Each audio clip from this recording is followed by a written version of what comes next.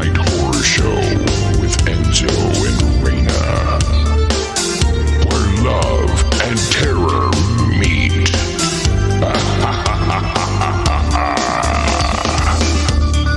Hi, I'm Enzo. And I'm Reyna. And this is the Date Night Horror Show. Oh, yeah, I really missed it. We're back. We're back again. The last time we recorded was a few months ago, unfortunately. We were about to go on a cruise before this entire COVID situation blew up. And we were a little skittish about it. And to be honest with you, I mean, don't you think they handled it pretty well? Yeah, I wasn't afraid or anything. I thought they handled it very well. They took all the necessary precautions. Yeah, in a lot of ways, it sort of ruined the cruise. Because, I mean, you're always kind of conscious of, they're taking temperature and, everyone's being super clean. So it didn't feel like a vacation as much. But it was kind of the cruise from home, let's be honest. Yeah, in a lot of ways. We didn't have the greatest weather, and again, the COVID concerns were there. No one on the cruise appeared to be sick at all. Not that that's any indicator, but they did check for temperature when you would get on. So we felt, I think, relatively safe. Yeah. And then right in the middle of our cruise, we got really, really horrible news. My older brother, Jose, passed away suddenly. And so, yeah, it ended up being a pretty brutal cruise. Yeah, because we can't immediately leave because we're at sea to be with family. And it was just very shocking and sad and horrible. Yeah. Before we started recording this episode, I was talking today and I'm like, I really want to talk about this because it's kind of important. But then again, people listening to this episode, they want to know about horror. So I thought it would be kind of cool to talk about my brother a little bit just with horror memories that I have of him. See, like I've said before, none of my siblings are really horror fanatics like I've been my whole life. And that includes my brother. So there were a couple of times where that would kind of collide with things and make for interesting situations. I remember one time I talked my brother into buying these really creepy old men masks. And again, he's not really into horror, but I thought they were so cool. And I told him, I'm like, you can get this longer, creepier mask, and I'll get the kind of rounder mask, And so we did that. And then my brother was a early riser. He always had a lot of energy. To his last day, he was just high energy guy, and I'm a little bit more medium. Yeah. So he would wake me up super early. He'd wake me up at like 4 a.m, 5 a.m. Let's watch cartoons. I'm like, dude, they're not even on yet. That early? Yeah. Oh my gosh. So back to the masks, he started doing that, and this was over the summer. So I was just like, all right, screw it. So then I started waking him up in the middle of the night, standing in our room, wearing one of those masks. And I would hilarious. I would make just a little bit of noise to get his eyes to open. Of course, it scared him every time. And so I'm like, dude, stop waking me up so early, or I'm going to keep waking you up in the middle of the night this way. So that was one of my memories of him and horror. I can't believe that we've been together this long and I've never heard that story. Yeah. And what's really cool for you horror nerds, the mask that my brother chose was actually showcased in an old 80s horror movie called Curtains. And I remember when I saw it, I was much older at the time, and I'm like, oh my God, it's my brother's mask. Wow, they actually used the crazy. Same exact mask design. It looks like a witch. It's hard to tell if it's a man or a woman, but it's like long hair, really elongated, creepy face. If you watch that movie, that was my brother's mask. Mine was more rounded. It didn't have long hair. It was still really, really creepy. They were both super creepy. I can't believe I've never heard that story. Yeah. And I figured I would share that. Here's my second horror-related memory of my brother. I remember his best friend, Pedro, would come and spend the nights with us in the summers, right? So we would all be hanging out. And again, they are not horror guys. And I was always a horror guy. So I knew that Carrie, the movie Carrie, was premiering on HBO that night. And I was like, I need to figure out how we're going to watch this. And again, I'm kind of part of the mix. And I told the guys, I'm like, so Carrie's premiering. And they're like, what's that? How old are you? I was probably like 9. He was maybe 10. Wow. Him and Pedro were the same age. So I'm like, let's do this. After everyone's asleep, let's go to the living room and let's watch Carrie. Let's watch Carrie out there, right?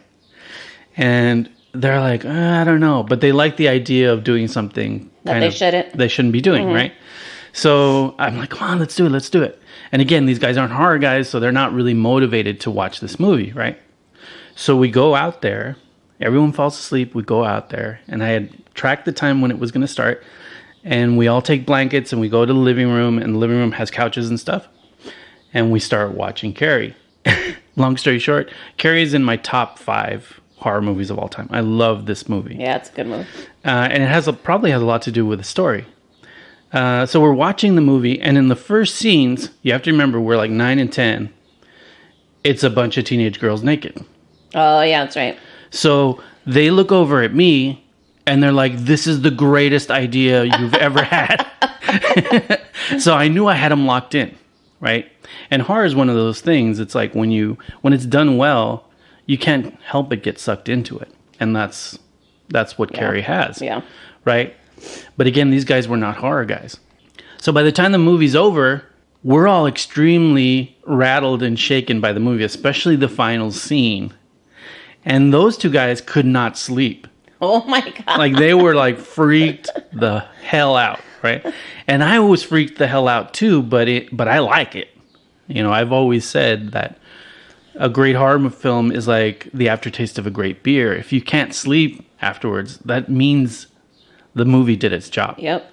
So that was another really funny scenario. And my brother told me, he's like, don't ever recommend any movies to me. I can't sleep. I'm not going to be able to sleep for days. Yeah. And I'm like, that's the whole point. Yeah. That's funny. Yeah. I didn't know that story either. Yeah. It was crazy. It was funny. I've had similar scenarios with my other siblings where, you know, they watch a horror movie and they'll come and talk to me about it. And I'm like, whoa, you really wanted to watch that? But again, they've always been more casual. And yeah, my brother, he really didn't like horror films. I think it had a lot to do with his high energy, and you know, he was just go, you know, go type person. But yeah, I just wanted to mention him a little bit before we get started. Oh, we love you, Jesus. Yeah. So it's been a while since we've done this, and I think a big part of it is, you know, we're dealing with what's going on with COVID and the loss of your brother. And the loss of my brother. To be honest with you, COVID's really small compared to losing my brother. And usually we try to do curated horror shows, you know, where we talk about one subject and then we give you a bunch of movies based on that subject. But I think this time we're going to come back swinging with two very current films. Gretel and Hansel. That's right. And The Lodge. So how do you feel about both of those at this point? Like, you know, the fact that we're doing these two. I think what I like about it is there are current movies, because it's hard right now, right? Because we can't go watch a movie. Nothing's really coming out. Yeah. Anyway. So I thought it was really cool that we're able to be able to watch them. I know we wanted to see Gretel and Hansel in the theater, and we never got a chance to. Yeah, Gretel and Hansel is 2020, so it's very current. Yeah, and then The Lodge is 2019. But what we're gonna do, Reina, is we're gonna talk about Gretel and Hansel. Okay. And then we're gonna talk about The Lodge. We're gonna give our core reviews on both of those, and then we're gonna go into the spoiler zone, and then we're gonna talk about Gretel and Hansel more in depth, and then we're gonna talk about The Lodge more in depth. How does that sound? Sounds good. Cool. Then let's get started.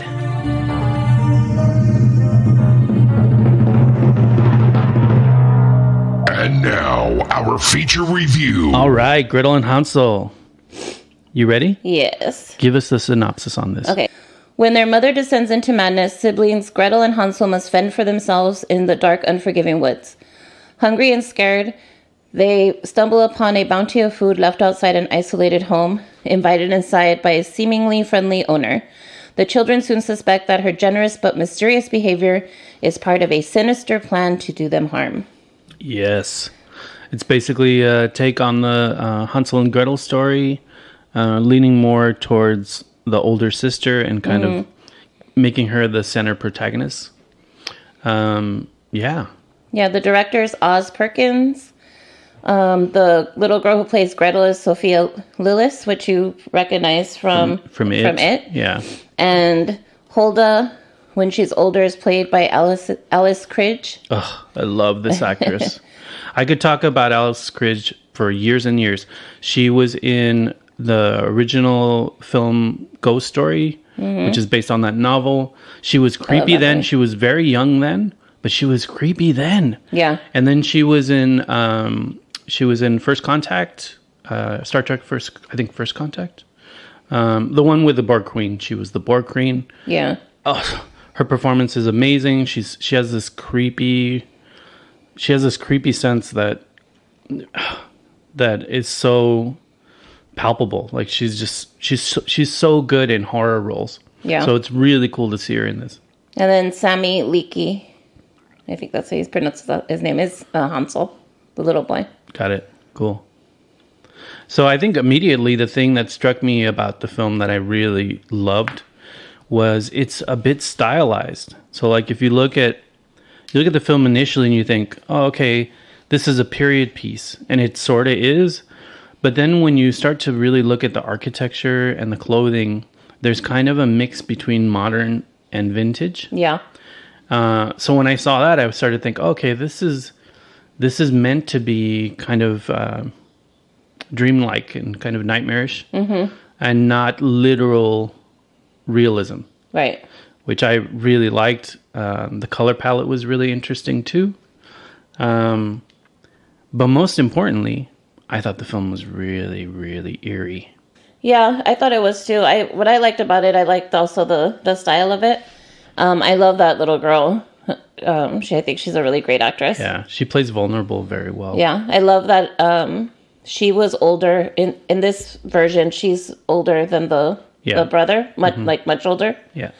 So I like that it was female-led in that way. Yeah, without hitting you over the head too much with it. No, it's just a big sister. It still worked as a horror film. Yeah, so it was a take on Hansel and Gretel.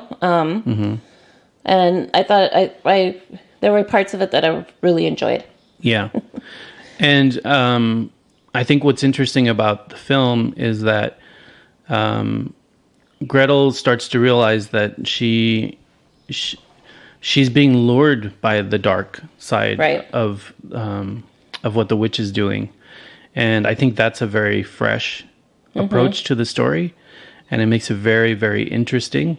And there's a lot of moments where you're not quite sure if she's dreaming. You're not quite sure if this is literally happening. And I thought the film was very imaginative in that way. I would recommend it. I don't know. What do you think? I mean, for me, it's mixed review. I mean, I would watch it because there's a lot of it that's good. It's just one of those that the follow through is just not the best. Yeah, I'd agree with that. I feel like the setup is really strong, and then the follow through is a little bit tame. Yeah, and there are some really nightmarish ideas in this film. I just feel like towards the end, it resolves itself easier than I thought it would.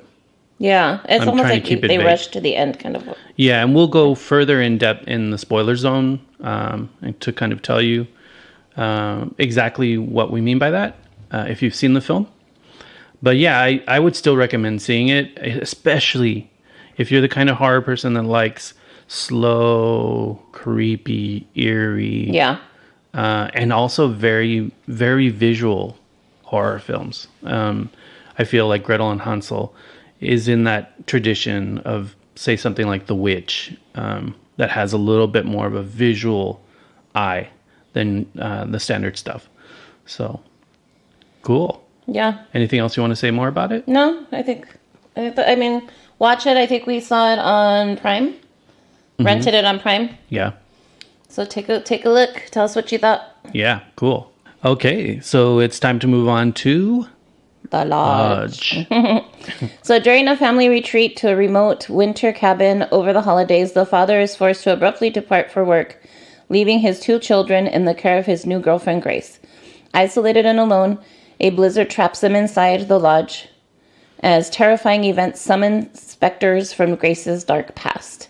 The cast is Riley Keough is Grace, Jaden Martell is Aiden, and Leah McHugh plays the little sister. And Richard Armitage plays the father, Richard.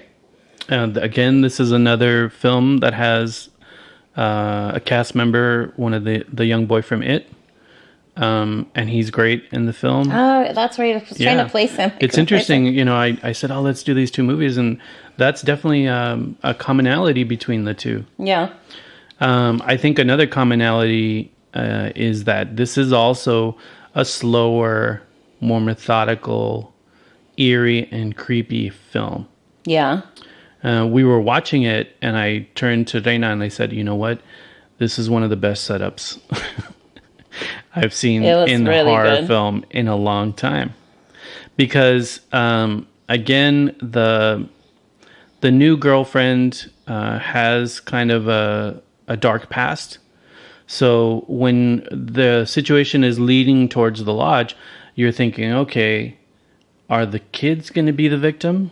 Or is she going to be the victim? Because you know it's all leaning towards an eeriness. Yeah. And you know something's going to go wrong.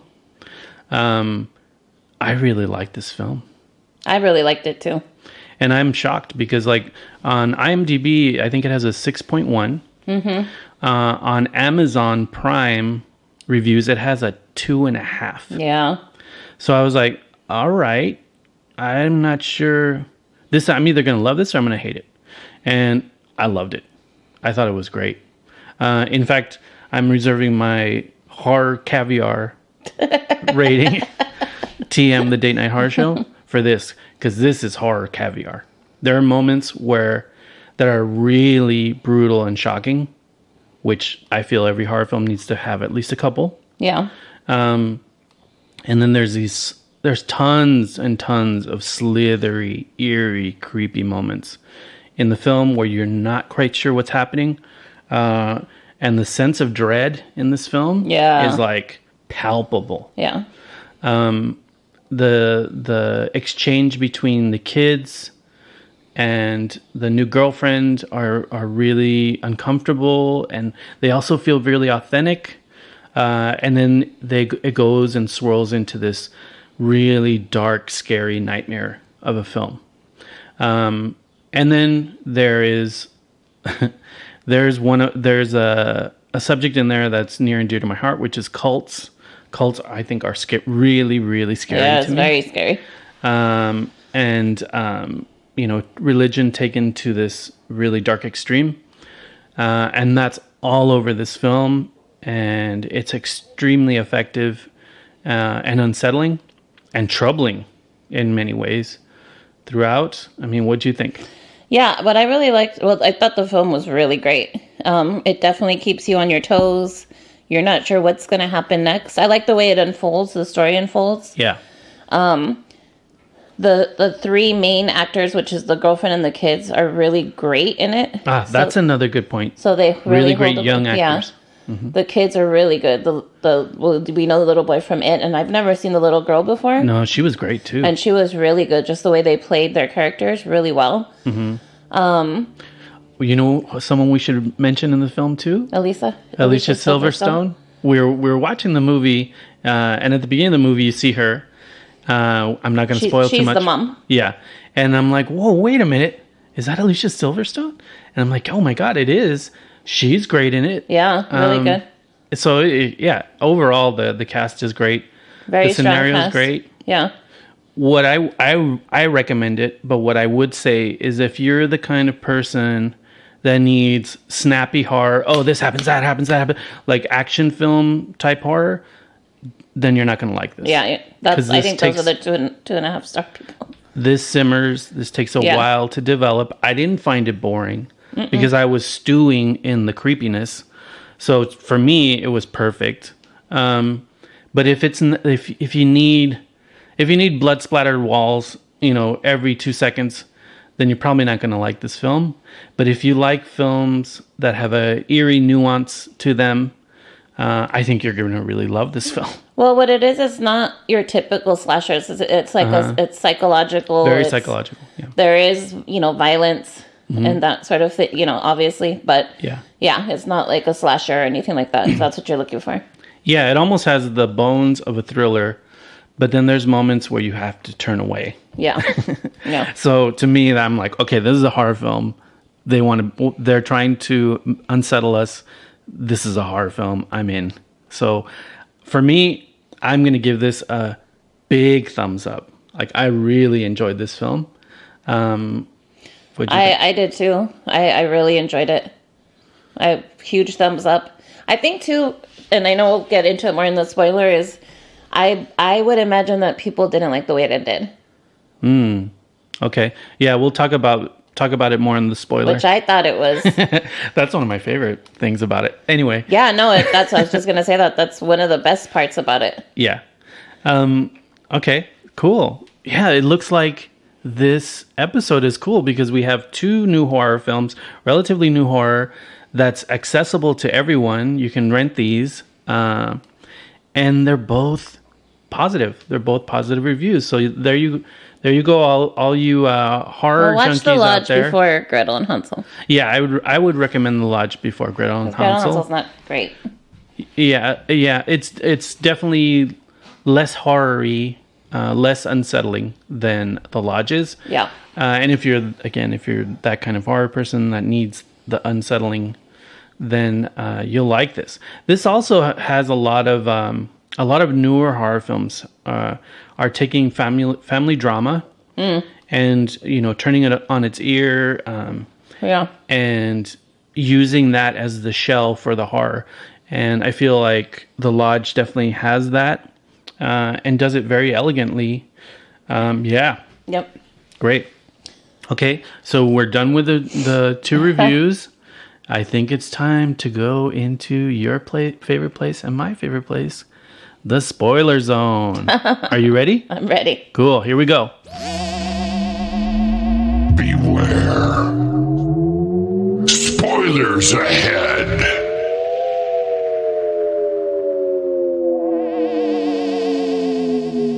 All right. So I guess we'll talk about Gretel and Hansel first, and then we'll move on to The Lodge. So what do you want to talk about with Gretel and Hansel in the spoiler zone? Well, for me, I'll be honest. I got a little bored in the middle. Okay. I'm all about the slow burn and everything. I like movies like that. Mm-hmm. But it just lost me somewhere in there. I can't even pinpoint where. Yeah, I can see that. I think there was a moment, again, you've all seen the movie, so we're not spoiling anything for you if you're here. I think I know what you're saying. There were moments where they're already in the house. The witch is starting to mentor Gretel. Yeah. And there's moments where she's dreaming and she's not quite sure what's happening, if it's real or not. And that felt a little long. But then when you see the witch in her true state, which is the young woman state, and she's turning children's body parts into the feast. Yeah, that was. I was like, oh, I'm back. I'm in. Yeah, that took so long to get there. That was super creepy. Yeah, it took a while to get there. But there wasn't a lot that was interesting along the way, I guess. Yeah. And I thought it was really interesting that the witch was turning herself into an old woman so people would sympathize with her when they met her and they underestimate her. I think that's a really interesting observation on society, that people see old people as non-threatening. Frail and non-threatening, yeah. Yeah. I think the thing for me that I found very unsatisfying towards the end was the way Gretel was able to dispatch the young witch so easily. Right. And I always felt like the whole film is building up and saying, this witch is very powerful. Yeah. But I also think that what they were trying to say was... She was more. And that Gretel has gifts that this woman did not have. See, I would have liked to have seen more of that. Like, they didn't really play a lot on Gretel's gifts to convince me that she was more powerful. Yeah, they need to do a little more. They Yeah. need to. So I think what they're trying to say was Gretel is gifted with this. Right. And this particular witch was not. And remember how she kind of sold her soul to learn about it? Yeah. Like, basically? Yeah. So maybe that's what they were saying. But yeah, I agree with you. I didn't feel the power difference wasn't presented as much as you would have wanted for her to dispatch her so easily. Yeah. And then the visual of the fire and all that was lame too. Yeah. I didn't think that was the greatest. Compared to the rest. Yeah. Yeah. That was kind of weak, I thought. Yeah, I thought the rest that room with everything was just kind of not great. Not a great visual. Yeah. What I did like was how Gretel was so observant, and she would be like, where's this food coming from? She was smart. She wasn't falling for it from the first moment. And I think that was depicting that female intuition part.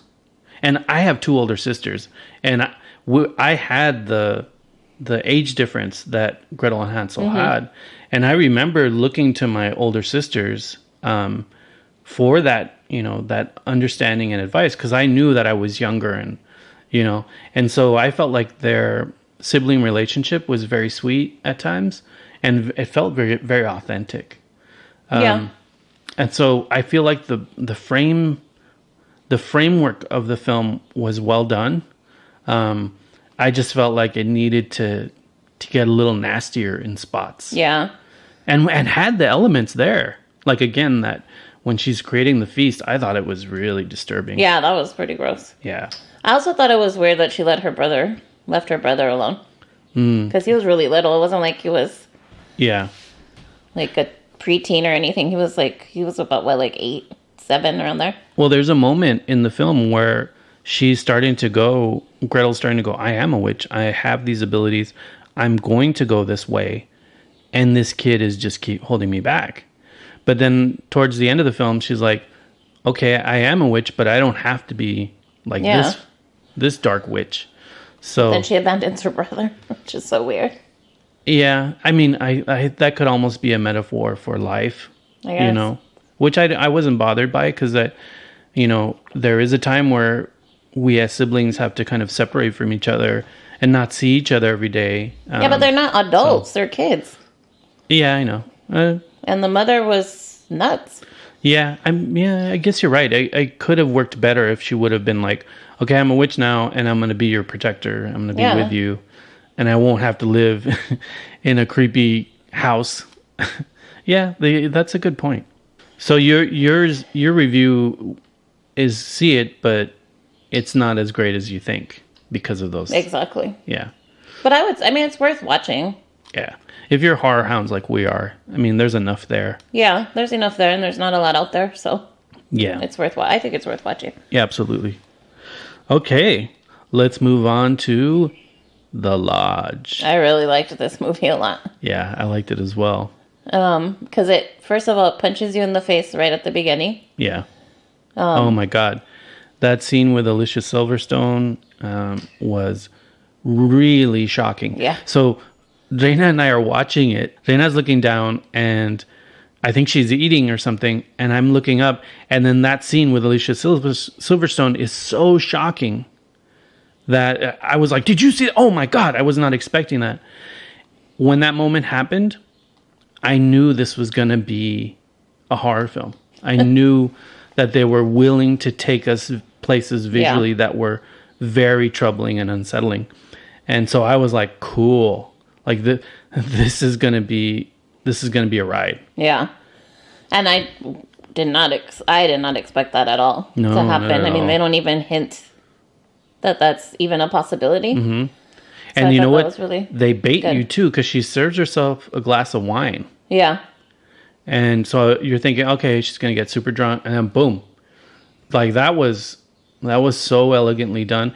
Again, we're horror people, so we can usually see the signs of a shocking moment, and I feel like they bait and switched us on that. And that sets the tragic tone for the entire film. And then I think it's so creepy that they the actress that plays Grace looks like she could be Alicia Silverstone's younger sister or even daughter. Very much so. She's much younger. The dad has the type, and I told her, I told Reyna, I'm like, oh, he switched out for the younger model. Yeah, because she looks like her. She looks like her, just younger. And then again, we have your favorite and mine. The cult theme is always so eerie. And she plays that role really well, the Grace character. Yeah. I thought she played the creepy ex-cult member really well. Yeah, at the beginning of the film, you're not really sure what's in her head. You know, those weird little laughs, that she does. Yeah. And so then you're like, okay, is this a sinister character or is it not? And ultimately, by the end of the film, you realize she wasn't a sinister character, but because of what went on, she became the sinister character. Well, the kids fucked her up. Yeah, and that's what's interesting about the film. Yeah, I like that too. Is that the villains transform. They change. Well, you don't know if it's the mom's ghost. You don't know if it's her. You don't know if it's the kids' effort. You don't... There's so many possibilities. Yeah, and that's a lot to juggle, And then there's all these artistic metaphors that I picked up on, or maybe this is just me, like the cracked ice, I think is a sanity thing, a sanity metaphor. I didn't think of that. Yeah, so there's a lot of little things like that I thought were really great. Well, that's the part too, because you think she's this crazy chick, but then she almost dies trying to save the little girl. So then you're like, oh, wait a minute, maybe she's not that bad. Yeah, and then but. The entire time you're skeptical of everyone. Yeah. Almost everyone, except the kids at the beginning. And the kids are the villains. Yeah. In the film. When you think about it, they set everything off. And then another visual metaphor that I really liked was the painting of the Virgin Mary. Yeah, the Madonna. To me, that was faith. So like there were moments where they break the painting, they lose their faith, and then they put it back together. There were just a lot of really elegant little touches like that I thought made the film extremely unique. But most importantly, the turn away moments, the moments of shock, were all there and were all varied and interesting. The scenes where she starts to kneel on the logs of fire. God. Those were so unsettling. Terrible. Yeah, and then the way her face is all messed up. All burned. Yeah, and how she's completely lost her mind. Yeah. They took the time to make you believe that she would lose her mind. And then, of course, not having her medication. When she was standing over the kid with the gun when he was sleeping. Yeah. That's why, because you think, okay, I was like, no, it's the kids. And then she would do that, and I'm like, oh, wait, it's her. And then shit would fall off the walls, and I'd be like, wait a minute, maybe it's the mom. Yeah. Haunting the younger girlfriend. And it's all believable. I mean, the teenagers are assholes during that time. And then having gone through trauma like that. Yeah. Totally believable. I thought it was great. I thought it was I don't know how people could rate this movie low if they love horror movies. I'm telling you, I feel like the ending too, for some people, would hate it because, you don't get that last satisfying kill, I guess. Yeah. But to me, I was like, oh. Right. I was frustrated, but then I was like, damn, that was good.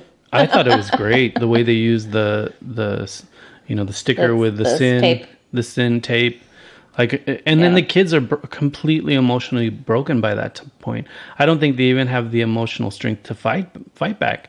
And then they have all the guilt of having caused their father's death. Their dad is there at the table. It was great. I thought it was so well done and so creepy. It's up there for me. Yeah, I highly recommend it. Horror caviar for me. It was really good. That was a good one. If you want to watch something like a little date night, that's a good one to watch. Yeah, I recommend that one too. And again, it was on Prime to rent for like $3.99. It was really cheap. Yeah. So I highly recommend it. Me too. Cool. Are we out of the spoiler zone now? I think so. Okay, cool.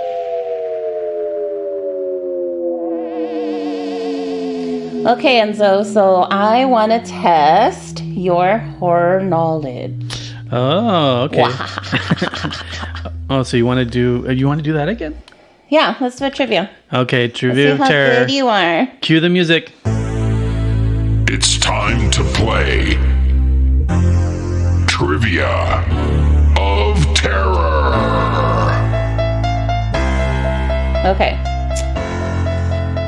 So, Vincent Price starred in this 1959 ghostly classic and invited 5 people to survive the night.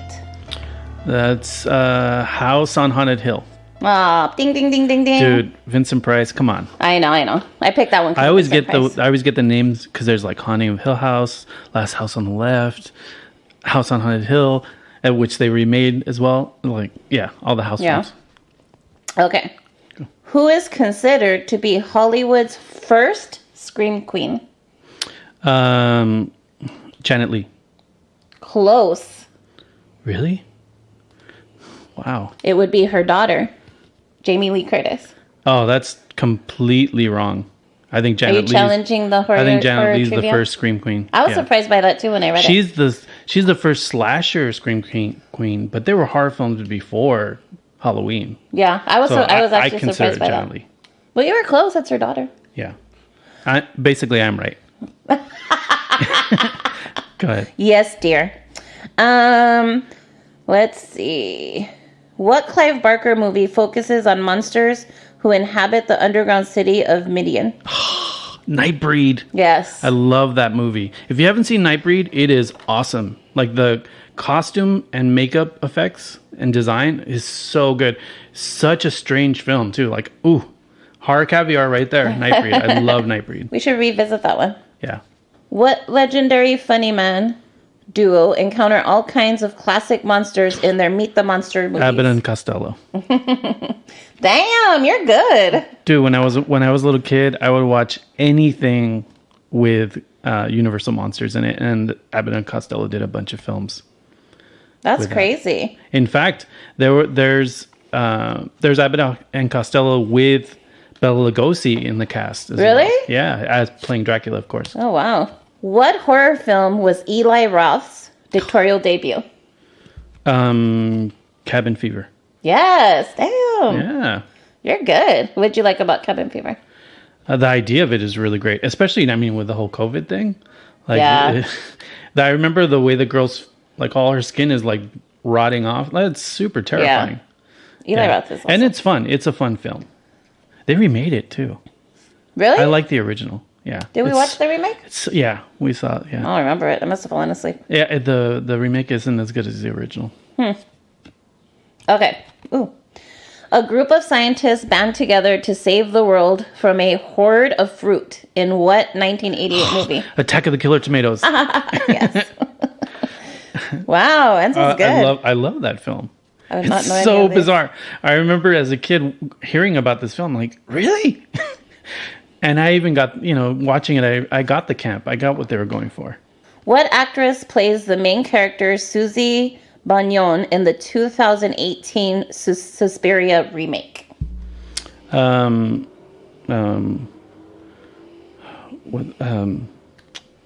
dad is. Yeah. I know her last exactly. name. It's Melanie Griffith and So you know her last name? Yeah, and Don Johnson. John.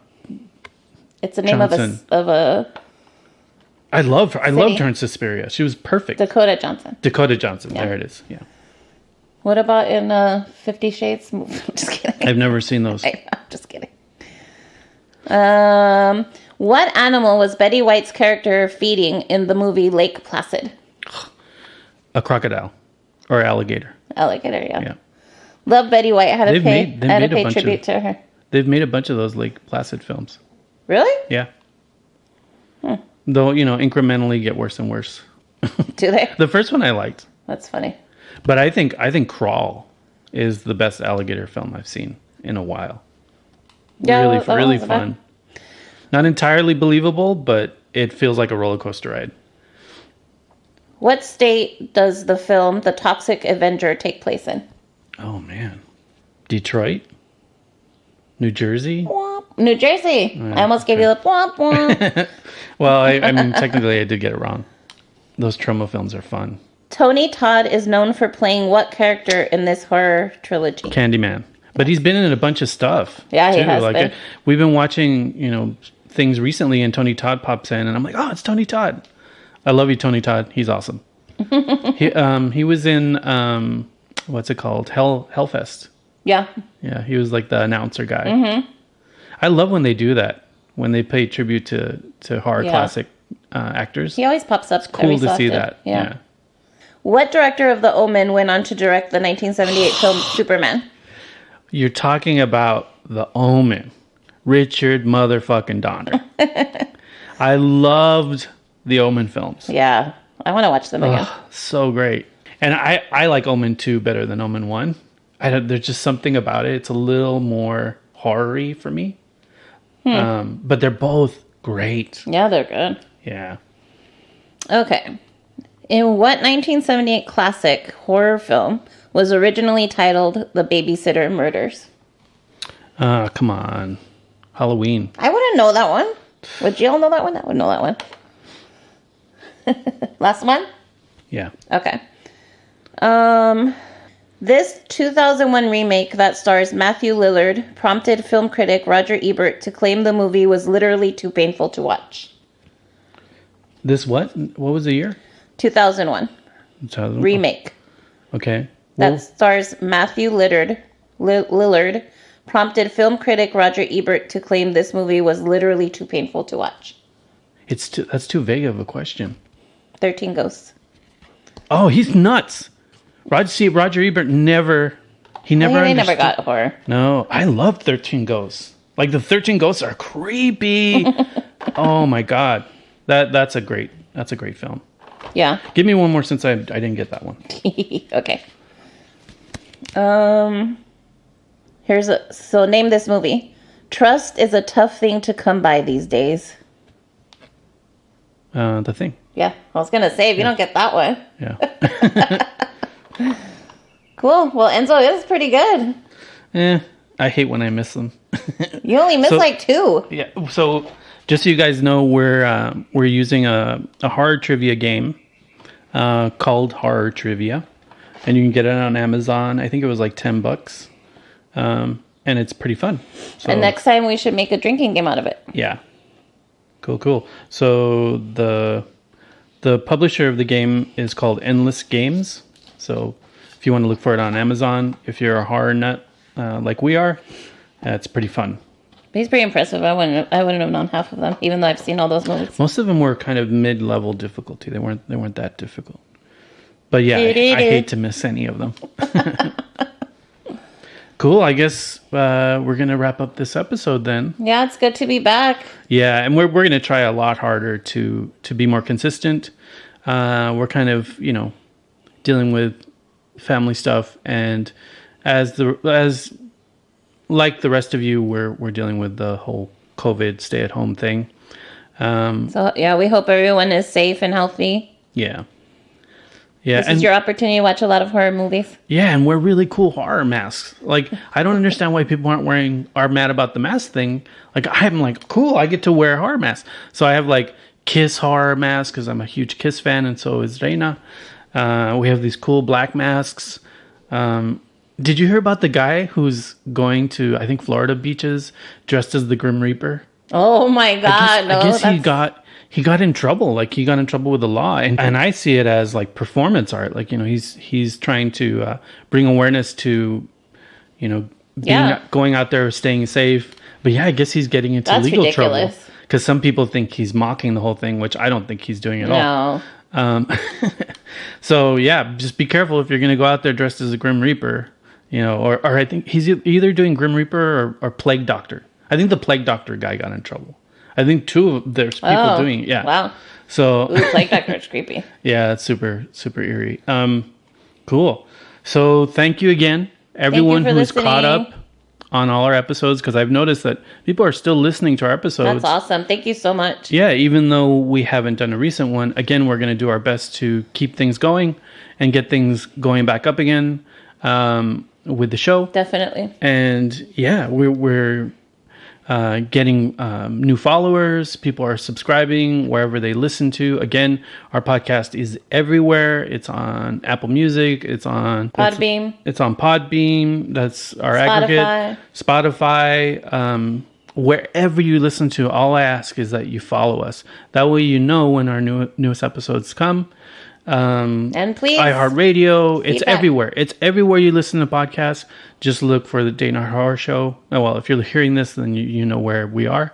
And please, please, please follow us. And if you can, review us on all of those different places and on Apple Podcasts as well. If you want to know more about us and us as a couple and the other things that we do, go to the datenighthorshow.com and you can find out a lot more. And there's even links for merchandise if you want to show your support for the show and get a t-shirt, or we even have masks. We even have COVID masks. Yes, they're pretty cool too. Yeah. They're show masks, really. They're not like medical grade, but again, you have to wear a mask nowadays, so you might as well. And they're all reasonably priced. Yeah. And also, we're always asking for what horror movie you're watching, and that would be good right now, especially because we're starting to run out of new stuff. So if you want to suggest anything, please leave it on our Facebook page. Yeah, on Facebook is the Date Night Horror Show. On Instagram, it's Date Night Horror Show. On Twitter, it's date_horror. And again, you can find all those links on our main webpage, thedatenighthorrorshow.com. And stay safe out there, you guys. Hopefully we can all start to go out and do a little bit more, but also keep in mind the virus is still around, and try to social distance as much as you can and wear a mask and just be courteous. Personally, I wear the mask because, again, I'm a weirdo and I'm fine wearing them. If they said wear a full mask, I'd be like, all right, Jason, I'll wear a Jason mask. So I'm not bothered by it at all. I might have this. I don't want to spread it. So, yeah, to me, it shows that I'm courteous of others. And so, yeah, just stay safe and scare you later. Bye-bye. The Date Night Horror Show is written and produced by Enzo and Reyna. All music written and produced by Enzo. Find Enzo and Reyna online at thedatenighthorshow.com. Do you love the show? Then share it with your horror-loving friends and help spread the word.